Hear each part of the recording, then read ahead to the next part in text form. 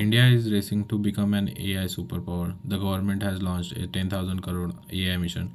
Startups are building large language models. Policymakers speak of India leading the fourth industrial revolution. But here's the paradox: India never finished the second one.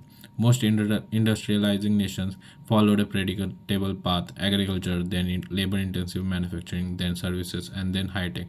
For example, Taiwan made bicycles before semiconductors.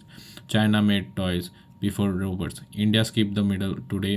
Over 45% of our workforce is still in agriculture, contributing less than 15% of GDP. Manufacturing, the traditional bridge to middle class prosperity, accounts for only 17% of GDP in India compared to 27% in China. Now, the jobs that India still needs to create in garments, electronics, assembly, footwear are the exact jobs that automation is beginning to eliminate globally. We are facing a brutal timing problem. The escalator we needed is being dismantled just as we are arriving at the bottom floor. India adds roughly 10 million workers to the labor market every year.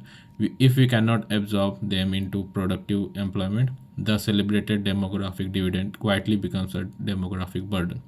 And isn't a distant threat. AI powered quality inspection is replacing workers in garment factories in Tirupur.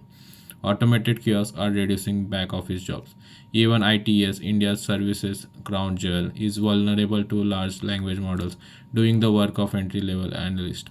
The question is not whether automation will come, it's whether India will have built enough of industrial base before it does. Three interventions deserve urgent attention.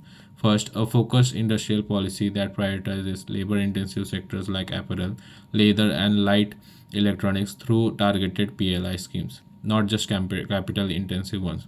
Second, reskilling at scale. The PM Kaushal Vikas Yojana exists but needs to pivot toward roles that complement AI, technician level roles, maintenance, quality supervisions, not just generic vocational training. Third, regulate the pace of automation in labor surplus sectors. Not a ban, but transition mechanism like redeployment mandates and automation taxes whose proceeds fund worker reskilling, similar to policy conversations happening in the EU. The barriers are real. Industrial policy is politically difficult and prone to rent seeking. Retraining programs historically have low completion rates in India, and regulating automation risk deterring the very foreign investment we are quoting. But the cost of inaction is higher. India's AI ambitions are not wrong, but ambition without sequence is just impatient. We must ask, are we building the future for India that exists or only for the India we wish existed?